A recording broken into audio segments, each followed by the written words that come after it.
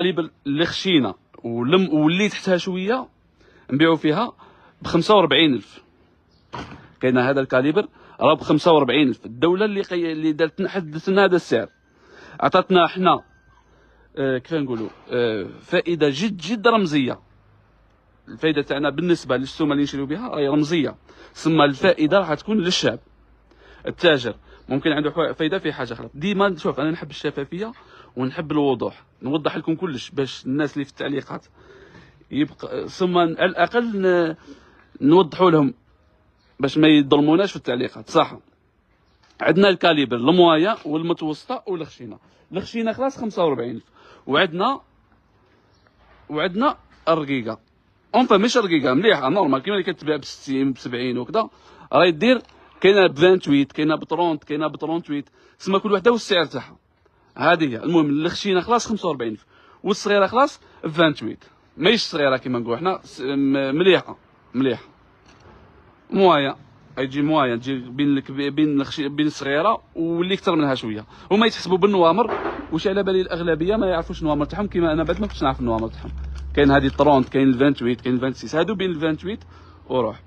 المهم خاوتي ما نطولوش عليكم بزاف. السلعه راهي كاينه في سوق زاد شوب عين سماره والمدينه الجديده. في زوج راهم كاين. اليوم راني في المدينه الجديده، انا جبنا لكم السلعه لهنا في سوق زاد شوب تاع المدينه الجديده، وفي عين سماره ثانيه راهي كاينه. مرحبا بكم خاوتي، دعمونا بالجام والبارطاج.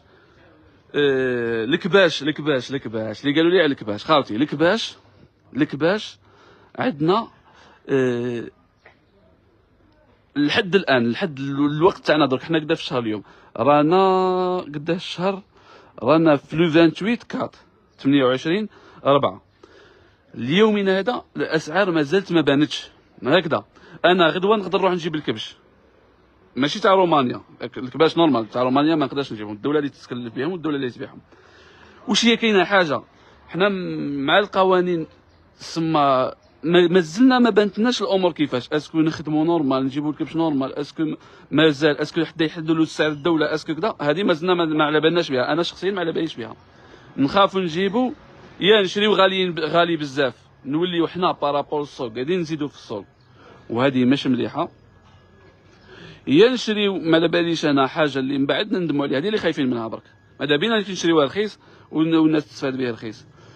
بصح بالنسبه للسوق تاع ملول واش قاعد نشوف انا، السعر راح يكون بزاف طايح على تاع ملول بربي ان شاء الله. وهذه من بعد السوق اللي يحددها، ماشي انا اللي نقدر نحددها. المهم خاوتي اللي قال لي، شوف خويا ابراهيم قسطنطين،